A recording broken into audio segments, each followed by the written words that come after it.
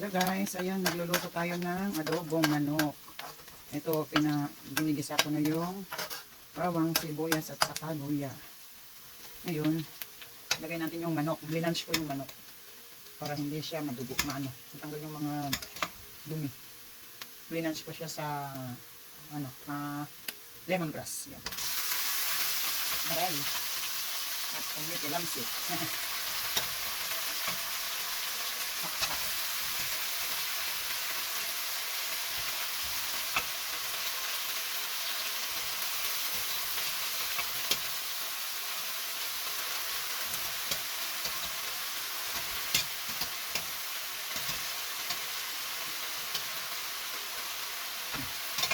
Lagyan natin yung lemongrass.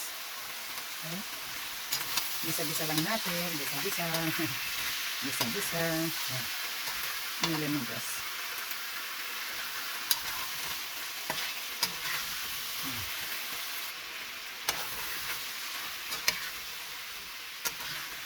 Ipa-brown lang natin siya ng konti. Lagyan na natin siya ng toyo.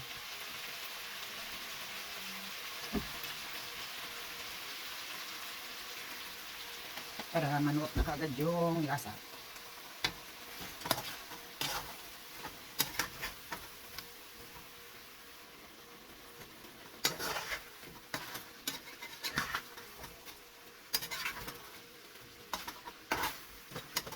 Kaya lagyan natin siya ng tubig. Para lumambot ng konti.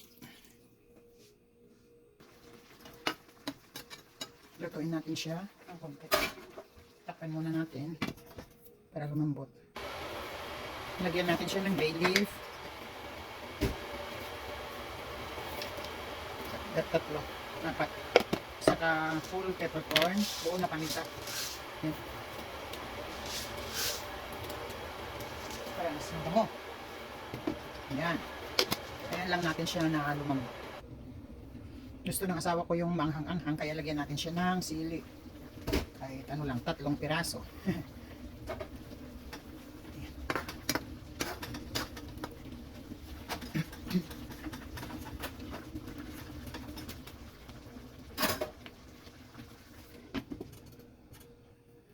Lagyan din natin siya ng asukal.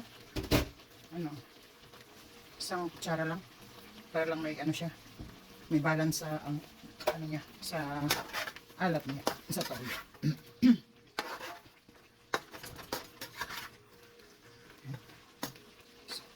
Maglagay na tayo ng suka.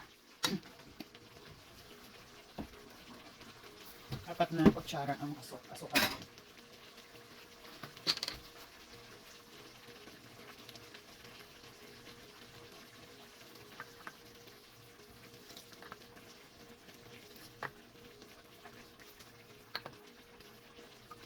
Yun.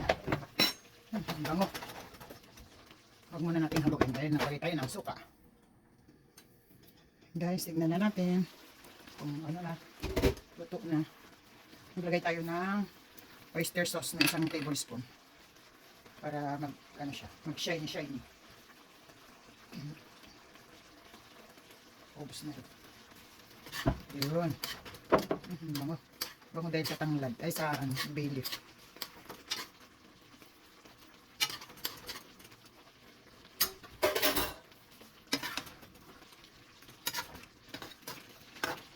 Tignan natin. May lasa.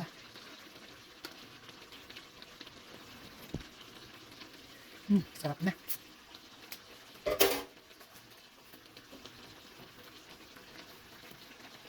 Okay. Luto na guys ang ating adobo. O yan. Ano lang natin siya. Saglit. Yung yung sauce niya. Ganun lang kasimple ang ating adobo. Mga iba, priniprito nila muna, minamarinate bago priniprito. Hindi ko priniprito dahil ano pa yun ng mantika. Ulit. Iniwasan ko yung mantika sa asawa ko dahil sa cholesterol. Ayan ang ating luto na adobo. Ano lang natin siya. Para lang ba konti yung niya, yung sabaw niya. Ha? Ayan na guys. Ang ating adobo. Luto ng ating adobo. Manok.